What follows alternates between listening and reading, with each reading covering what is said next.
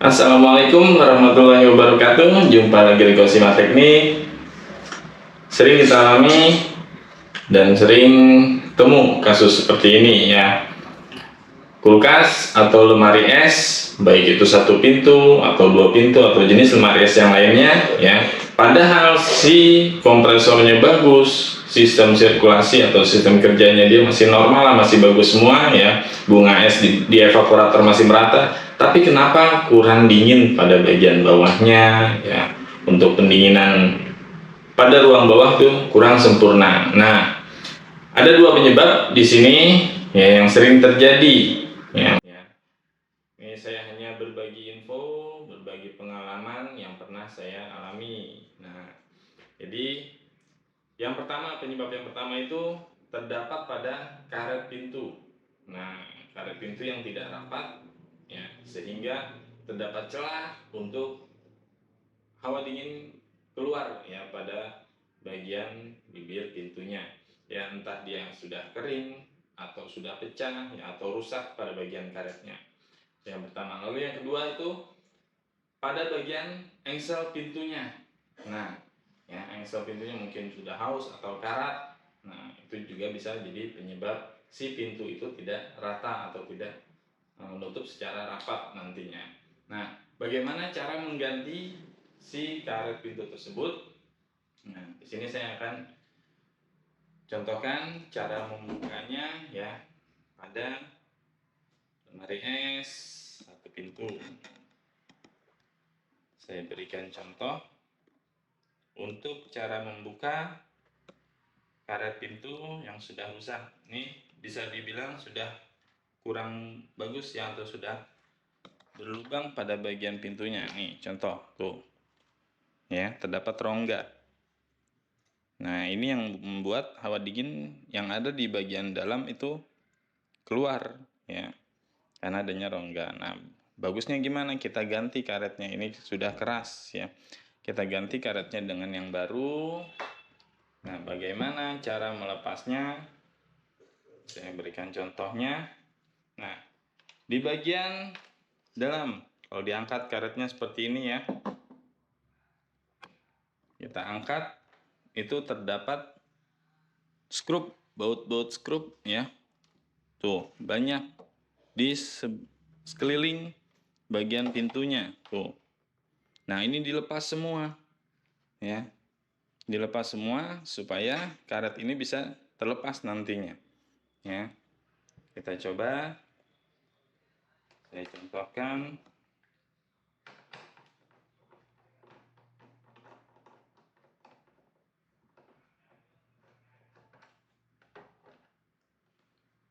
Ya.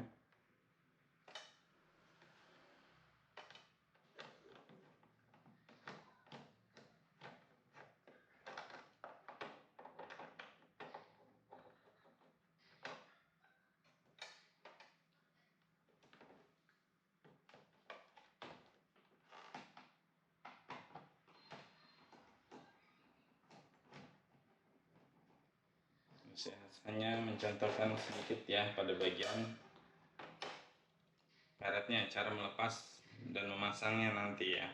Nah, untuk melepasnya, setelah baut skrup dilepas pada bagian plastik interiornya ya, ditarik sedikit plastik interiornya. Nah, lalu diangkat si karet tersebut, tarik sedikit, angkat ya, maka akan terlepas seperti ini ya. Nah, jika sudah terlepas semua, dibawa contohnya ke toko yang menjual spare part pendingin ya. Kenapa harus dibawa contohnya? Karena setiap merek kulkas berbeda-beda jenis atau model pada karetnya ya. Ada yang bermodel tipis, pipih, ya, ada yang lebar seperti ini. Nah, itu makanya fungsinya itu dibawa contohnya. Dan nanti akan diukur secara keseluruhan, dia butuh panjang berapa meter ya untuk membuat untuk menutupi semua bagian list pada pintunya ini ya. Diukur dari lebarnya ya, dari lebar sini ya. Sampai sini itu berapa senti, ya. Lalu tingginya dari atas ke bawah itu berapa senti, ya diukur. Nanti kita buat seperti ini, ya. Dipotong, dilekuk, nanti dilem lagi. Ya, dibuat siku seperti ini. Kalau yang udah ada yang jual udah jadi, ya, dia jual sudah terima jadi seperti ini, ukurannya sesuai, lebih bagus lagi, lebih mudah lagi ya. Tinggal dipasang nantinya. Tuh. Jadi dibuka, lalu dibawa contoh, nanti dipasang kembali, ya. Untuk cara memasangnya, ya seperti tadi sama. Tadi melepasnya diangkat sedikit, ya, lalu ditarik. Nah, untuk memasangnya setelah ditempatkan pada posisinya, tinggal diangkat sedikit lalu dimasukkan ke bagian dalamnya. Boleh menggunakan obeng min, ya, perlahan untuk membantu memasukkan bagian karetnya. Di sini terdapat penguncinya, ya, di bagian karet ininya. Nah, inilah yang ditahan nantinya, inilah yang dijepit oleh si plastik interiornya ini, ya. Ditahan nanti, makanya ditarik sedikit, dimasukkan, tuh, ya. Setelah semua masuk, barulah nanti kita skrup kembali pada bagian dalamnya.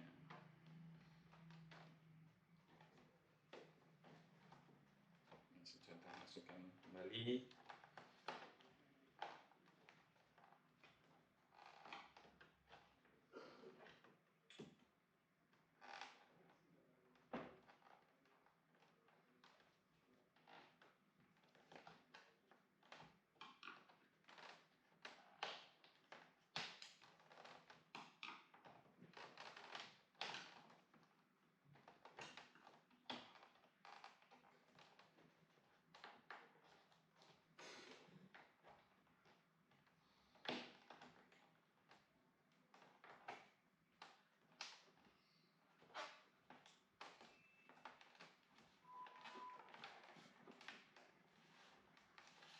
Oke, setelah semuanya masuk seperti ini, kita skrup kembali di bagian dalamnya.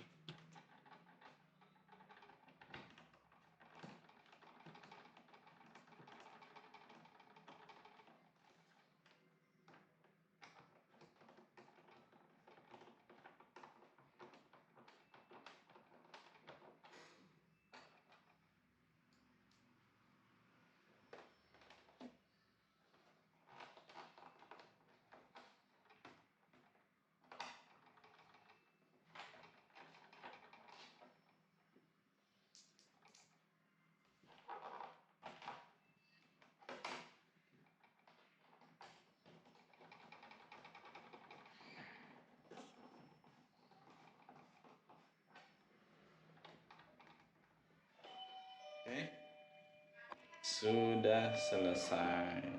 Nah,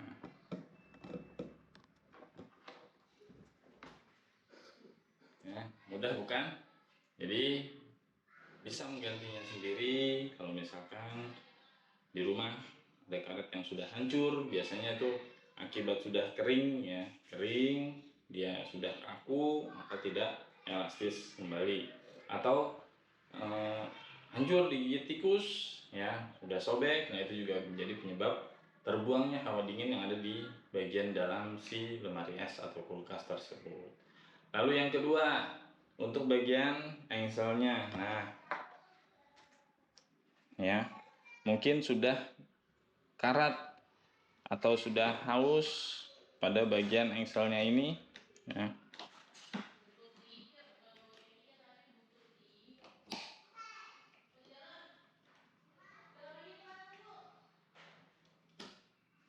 Ya, nih. Nah, contoh ini sudah karat, ya, sudah hancur. Untuk perbaikan ininya ya tinggal kita akalin, bisa dibor ulang atau dibuat kedudukan baru ya, supaya diusahakan supaya si pintu kembali lurus seperti semula itu ya. Jadi pada bagian engsel pun bisa terjadi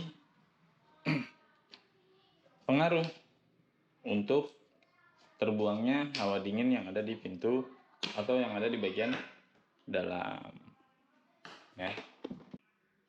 Mudah-mudahan mudah dipahami dan bisa dipraktekkan nanti di rumah.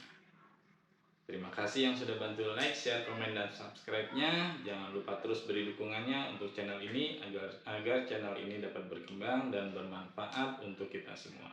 Saya Ari dari Gosima Teknik. Salam oprek-oprek. Assalamualaikum warahmatullahi wabarakatuh.